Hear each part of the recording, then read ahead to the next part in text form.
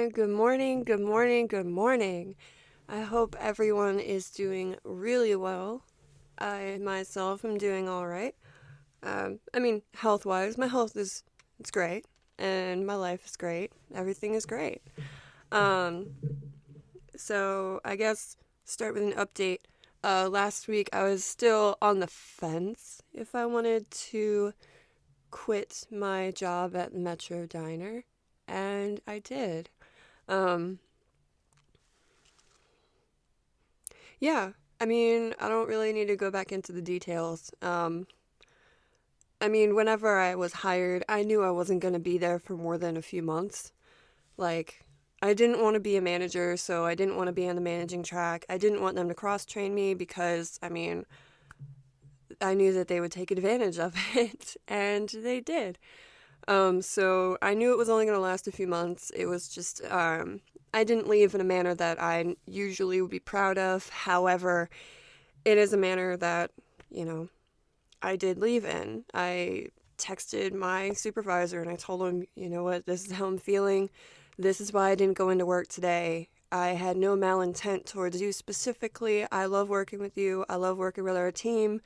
But attitude reflects leadership, and from the top down, it's just not a great place to work, and it's exhausting, and I feel taken advantage of, and I feel like I don't have any time off, and I have a fucking family, and I need to fucking live with my family instead of being overworked and then going home and being stressed that I don't have another day off for a week.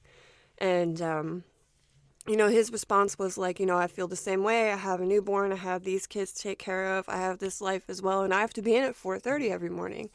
And then his next response was, "Wait, what? Are you quitting?" And then the next text he sent me was, "If you're quitting, I need to know because I'm gonna have to go in and work your shift tomorrow if you're not coming in."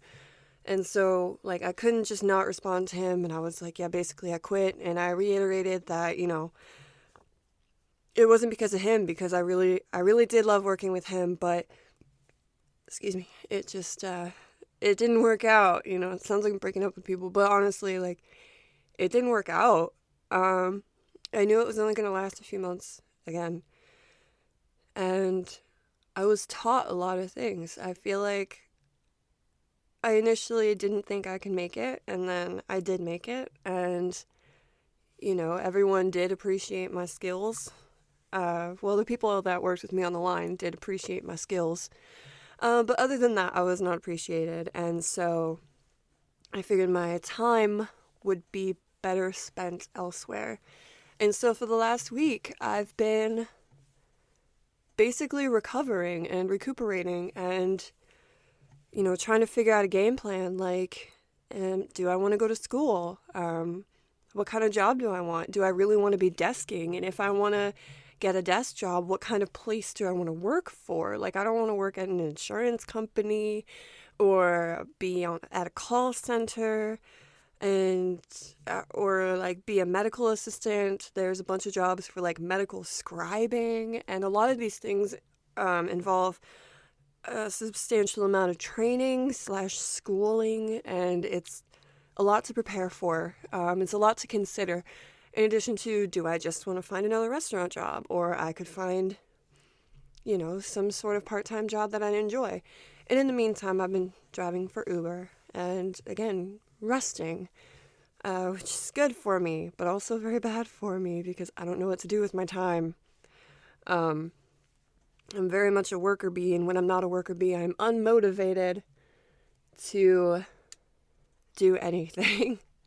I sound very lazy. However, what really happens is I wake up in the morning and I have to get the child ready for daycare and slash school, and then I take him to daycare, and then I come home, I take care of the dog, and I make myself breakfast, and then I sit there and eat my breakfast, and then I'm overwhelmed about the list of things I have to do around the house, the list of things I have to do in my life, the things I need to do to take care of my partner, the things I need to do to take care of myself, future plans I need to figure out, what are we going to do for the holidays. So basically, being by myself and not having another job is just heightening my anxiety.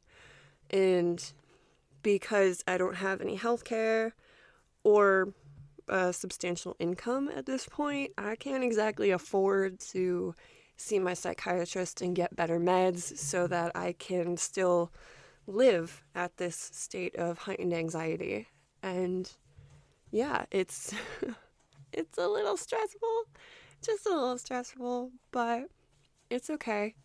I know there are bigger problems out there, and I know that people have much, much harder lives than I do.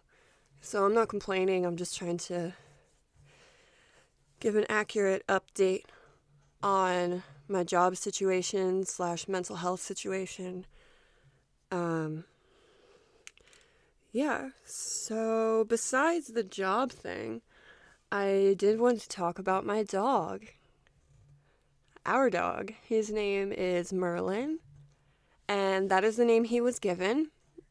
He's a shelter dog. We got him in February, and it is now November. We actually picked him up on Valentine's Day. We went to the shelter, I think, the weekend before Valentine's Day. So, like, a Saturday? I want to say, yeah, it was a Saturday. On Facebook, one of my friends that is very closely involved with all of the animal shelters in the area, she posted that they were doing a discounted adoption fee weekend at the Chesterfield Animal Shelter, which is closest to me. It's my county. So we went, like, just spur of the moment. Greg and I were like, yeah, let's go. We'll see puppies, we'll play with puppies. And that'll be it. You and I, we've always wanted a dog, and eventually we're going to get a dog. So why not just go say hi? So we went, we saw the little dogs, which is where all of the people were congregating around. They all want little dogs. And I was like, yo, where are the rest of the dogs? Like, this one room, you're telling me that's all the animals you have here?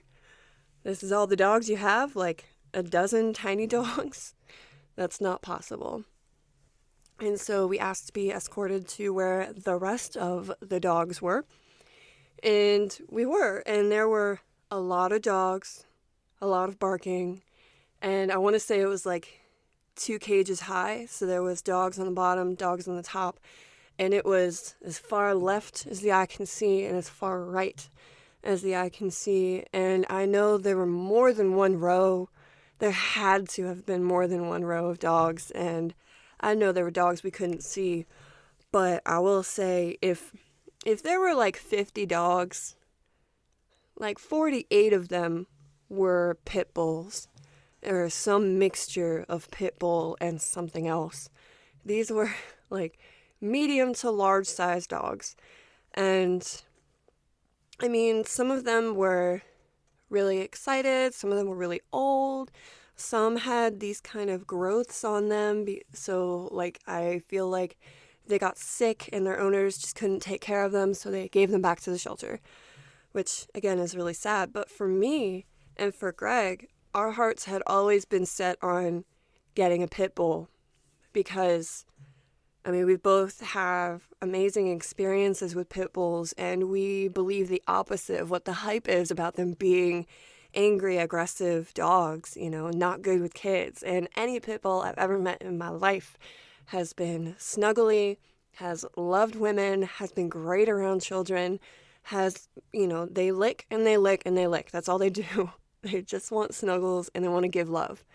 And, it's the same with a lot of dogs. However, like, we really just wanted a pit bull because, there's 48 out of 50 dogs in that damn shelter were pit bulls. So we were looking at them, we're like, they're so sad. And my heart was like, I want to hold every one of these.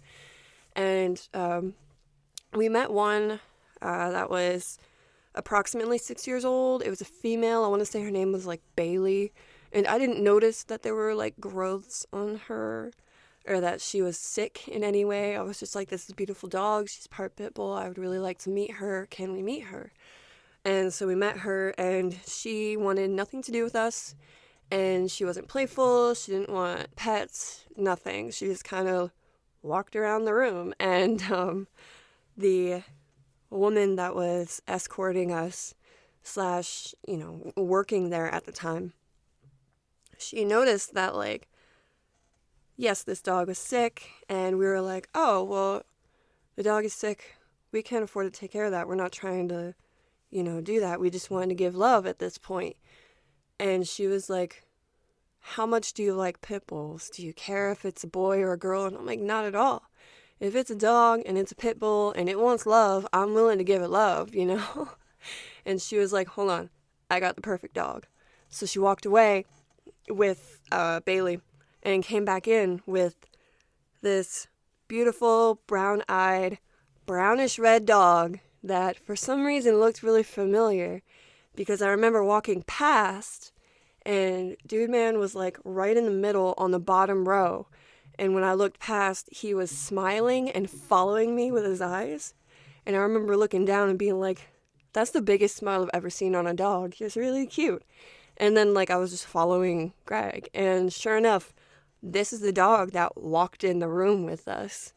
And he looked a little scared. His tail was wagging, though, because he really liked the woman that worked there. And, like, he didn't bark. He didn't freak out. He wasn't, like, skittish. He was just kind of nervous. But once she sat down on the desk and she, like, tapped her thighs, and he jumped up and gave her a big hug and was, like, kissing her face. And then he jumped down. His tail was wagging. And he was kind of, like, curious about us. He didn't jump on us. He didn't scratch us, nothing. He was just walking around. He jumped on the couch and said hi. And then Greg and I both, like, crouched down. And boy walked up and was all up in Greg's arms. And I'm like, you know what? This dog is precious. This dog is adorable. Tell us about this dog. And she was like, his name is Merlin, a.k.a. Lemmy. He does not respond to either of those names.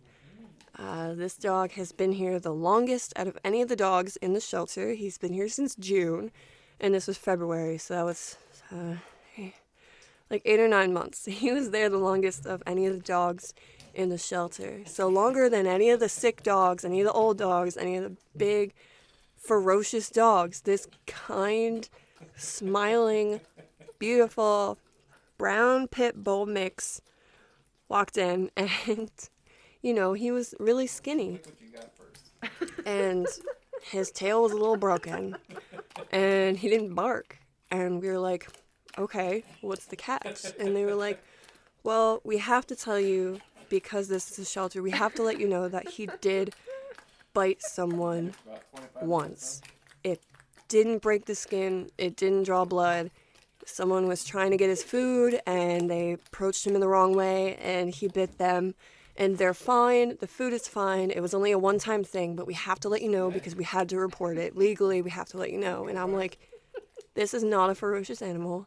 He didn't do it he wasn't being mean. He didn't attack. He didn't snarl, nothing. Like, he bit them because he was upset and he was anxious. And we were like, yeah. I mean, pit bulls numb. They just do. Yeah, but after hanging out with him for like 10 minutes, Greg and I were both like, it costs $3 to adopt this baby that loves you, that loves me, and that's been here for way too long.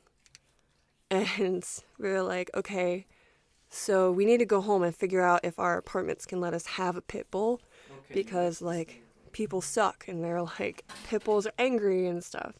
What?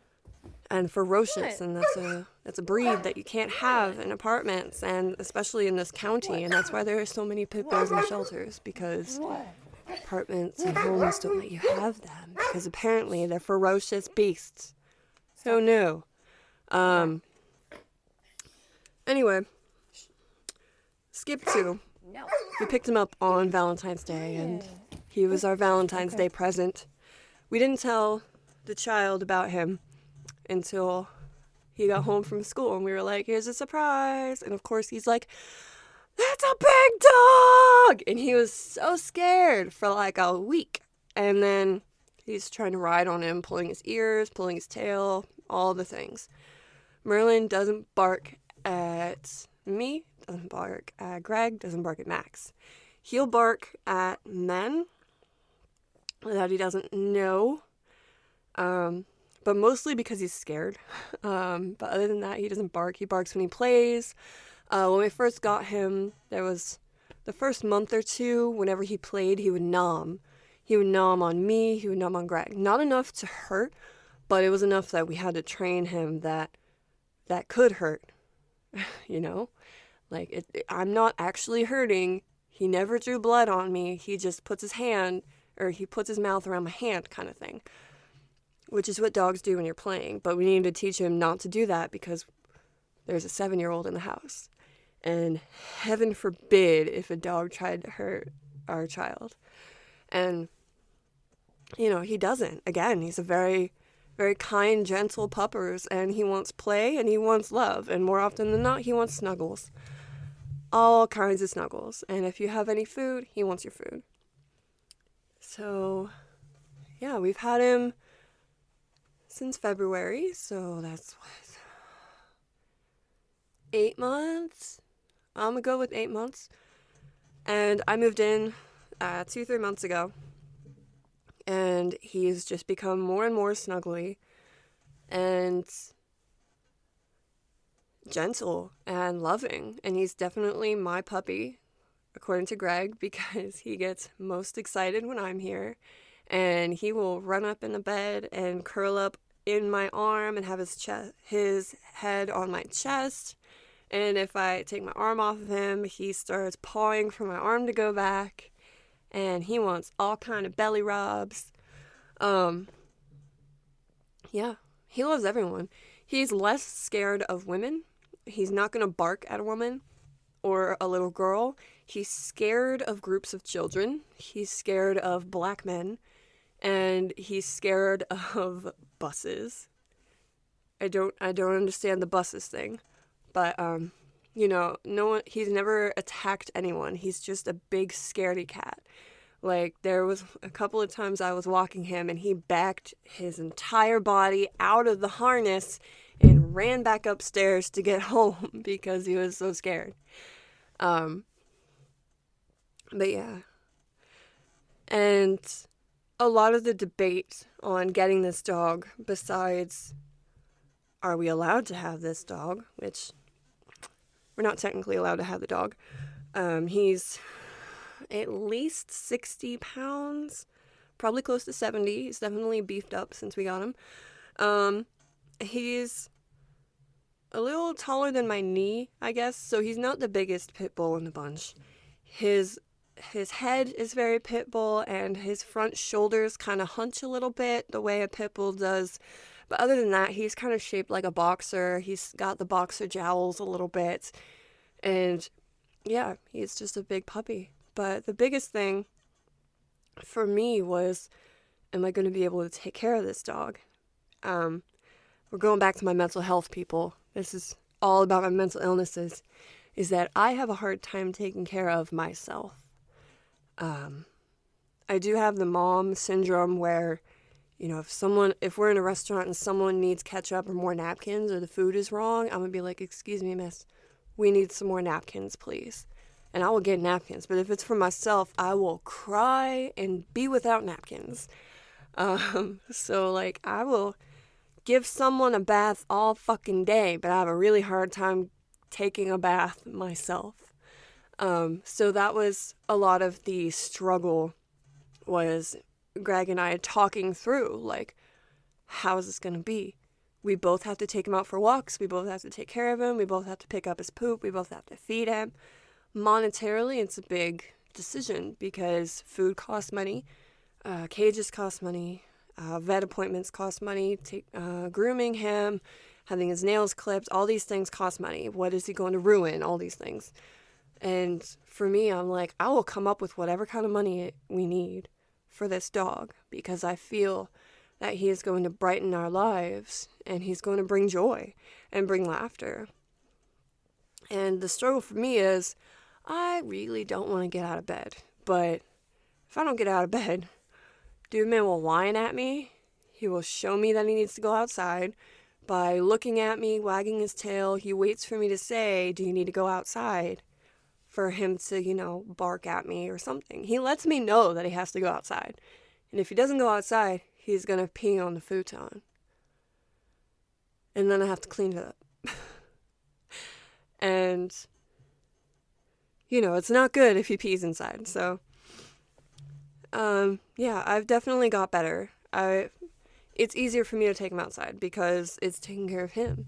And I want him to have the best life possible. In addition to, I want myself to have the best life possible. And my best life has this dog in it. And that's what it's about, I randomly saw that there was an event at a dog shelter, and I randomly caught this dog's eye, and he's the dog we have. And he's a great dog. And he really does help me, get snuggles. He gets me okay with snuggles. He helps me boss him around. He shows me how to play.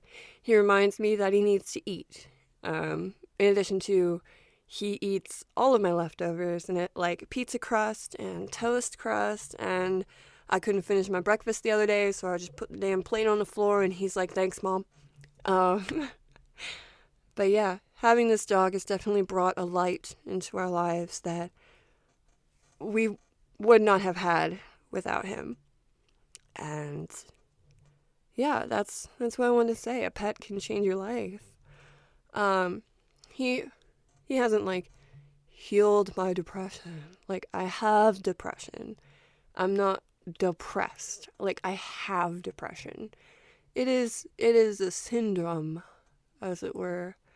Like, I'm not sad, but he doesn't make me sad. He makes me happy, and he makes me do things. He makes me go outside. He makes me buy things for him. He makes me think about other people besides myself, and he is in no way an anxiety or a stressor, apart from if he gets sick or if he pees on the futon. So that's all I had to say today. I just wanted to give an update about my job and how stressful finding jobs and careers are, especially at 27, because I feel like I haven't done shit with my life, and yet I need to figure out what to do for the rest of my life. In addition to caring for my dog and being so thankful and grateful for having this animal in my life, and for taking a chance and saying yes on a whim, and it worked out so beautifully.